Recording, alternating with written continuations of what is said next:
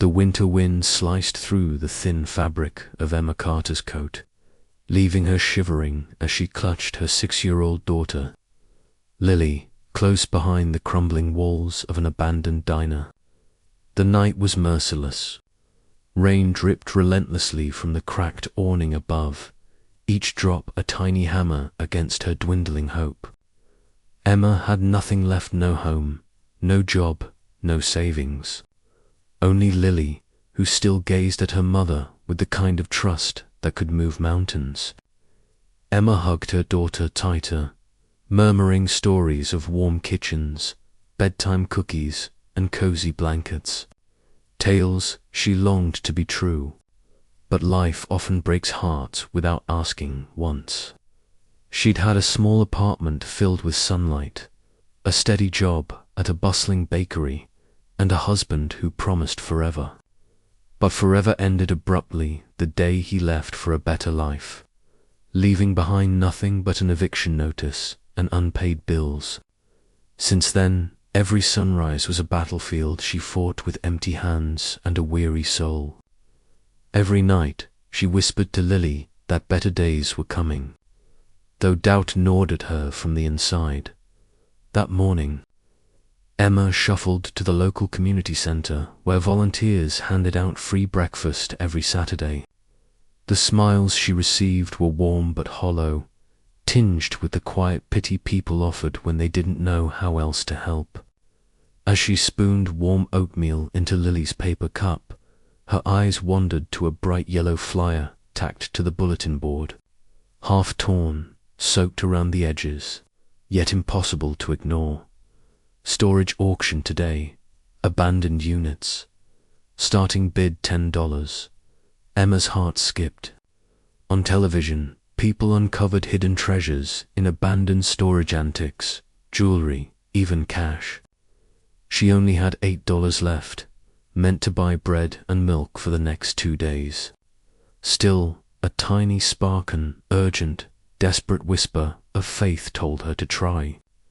She brushed a damp strand of hair from Lily's forehead, whispered a promise she barely believed herself, and made a decision. Somewhere in the shadows of that cold, rainy morning, Emma felt the faintest stirrings of hope. Emma grasped Lily's small hand tightly, and they trudged for what felt like miles through slick, rain-slicked streets until they finally reached the auction site. The place buzzed with energy men with trucks, women clutching bidding cards, everyone scanning the open storage units like hunters tracking hidden treasure. Emma felt completely out of place, her worn sneakers soaked, her hair plastered to her damp face, but she refused to leave. The auctioneer's voice cut through the cold air, sharp and fast, rattling off bids one after another. Hundreds, even thousands of dollars changed hands for dusty boxes, old furniture, and forgotten belongings. Emma stayed silent, heart thumping in her chest, watching carefully. Just as hope began to slip through her fingers, a final storage door rattled open. Inside was nothing that drew awe: few wooden crates, a covered piano, and paintings stacked haphazardly against the wall. The crowd groaned in disinterest. The auctioneer glanced over, starting bid $10. No one stirred. Emma's pulse raced. $10, that was all she had. Without hesitation, she raised her trembling hand. $10, going once. The crowd whispered, a few chuckling. What will she do with that junk? She could almost hear them thinking. Going twice. Emma held her breath. The air felt thick with expectation. Sold to the lady in the grey coat. Cheers and laughter erupted, but Emma barely noticed. For the first time in months, a small spark of excitement flickered inside her chest. Lily tugged at her sleeve, eyes wide. Mummy, did we win something? Emma smiled, weak but genuine. I think we might have, sweetheart. They waited, until the lot emptied, the other bidders gone, and the manager handed her the keys. The unit smelled of dust and forgotten years. She coughed as she stepped inside, anticipation battling exhaustion. The first crate creaked open to reveal stacks of old books, water-stained but beautiful. The second held delicate porcelain dishes, cracked yet elegant. Finally, she pulled the cover from the piano. The wood bore scratches, yet the keys glimmered faintly beneath the dust. Lily hesitated, then pressed a key. A soft, ghostly note filled the air, trembling and haunting, as if the piano itself was whispering a secret to them both. "This is magic, Mummy," Lily whispered, her small fingers brushing the dusty piano keys. Emma's lips curved into a tired, dampened smile. "Maybe it is, sweetheart," she murmured. Feeling a strange flutter in her chest, she moved deeper into the unit, sifting through boxes stacked haphazardly in the shadows. One in the corner was heavier than the rest, sealed with rusted hinges. Emma found a crowbar lying nearby, pried it open, and froze. Inside were dozens of velvet pouches, each spilling glittering stones, coins, and jewelry that caught the dim light and made her heart skip. For a moment, disbelief anchored her in place. It can't be real. Yet when she lifted a gold watch engraved with R. Montgomery, her pulse raced. That name rang alarms in her memory. Richard Montgomery, the millionaire philanthropist who had died suddenly years ago, leaving no heirs, only scattered foundations and properties across the state. Emma's hands trembled. She had just stumbled upon a treasure that had once belonged to a millionaire. Her mind, spongy, could finally rent a proper home, feed Lily without worry, maybe even restart the bakery she had dreamed of for years. But the law weighed heavily on her conscience. Technically, the items belonged to the rightful owner of the unit, whoever that was.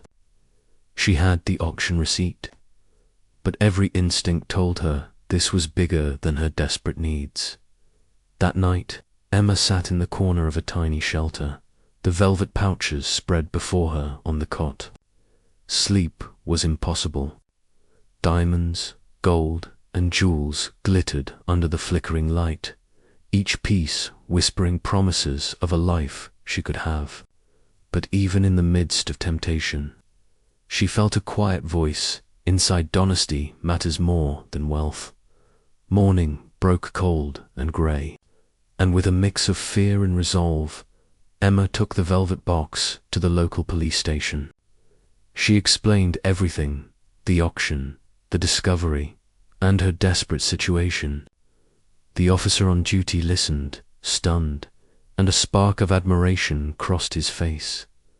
Within hours, her story spread. The missing heirlooms of Richard Montgomery had been recovered, thanks to a homeless mother who refused to sell them for personal gain. Reporters swarmed the shelter, cameras flashing as Emma stood quietly, clutching Lily's hand.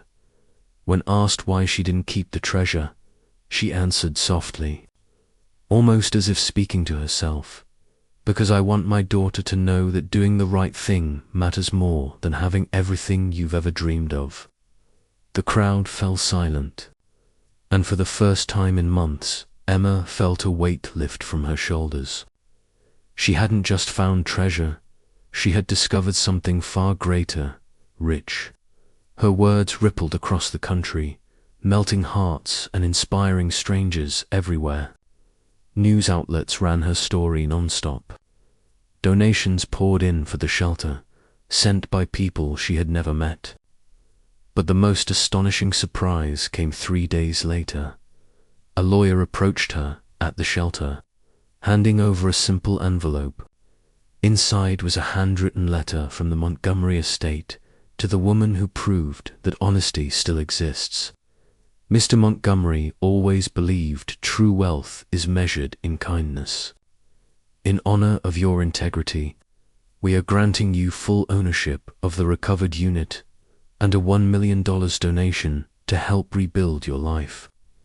Emma sank to her knees, tears streaming freely as Lily wrapped her small arms around her. In a heartbeat, she had gone from cold sidewalks and empty pockets to holding the key to a new beginning, all because she had chosen honesty over desperation. Weeks later, Emma stood inside her bakery, Lily's Promise, a warm, inviting haven filled with the scent of fresh bread and sugar.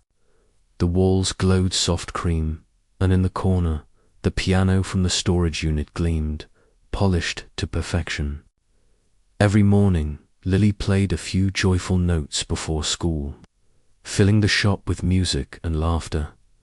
The first customer of the day was an elderly man in a worn coat. He smiled at Emma as he sipped his coffee. "You're the woman from the news, the honest one." Emma smiled back, her eyes glistening. "I'm just a mum who got lucky," she said softly, but deep inside, she knew it wasn't luck, it was faith, kindness, and the courage to believe in something better, even when the world had given her every reason not to. Every evening, leftover bread was donated to shelters she once relied on. She remembered the cold, the hunger, the fear, and she transformed that pain into purpose. The bakery became more than a business. It became a sanctuary. A corner table by the window was reserved for anyone who couldn't pay, no questions asked. Homeless mothers came in clutching their children, and Emma offered hot chocolate and pastries, smiling in a way that silently said, "I've been where you are." A year later, the bakery had expanded into a small chain across the city. Emma's story made headlines again, not for hardship, but for her charity work. She founded the Lily Foundation for Second Chances, helping single mothers secure housing and jobs on the first anniversary of her new life. Emma and Lily returned to the same cold spot behind the diner where they had once slept. Rain fell lightly, the air crisp but gentle. Emma placed a small bouquet on the ground and whispered, "Thank you for breaking me enough to rebuild me stronger." Turning to Lily, who grinned with a missing front tooth, she said, "You know, sweetheart, sometimes the worst nights bring the brightest mornings." Lily hugged her tightly. "You made magic, Mommy." Emma laughed softly, tears in her eyes. "No, baby. You were my magic all along. Sometimes tea,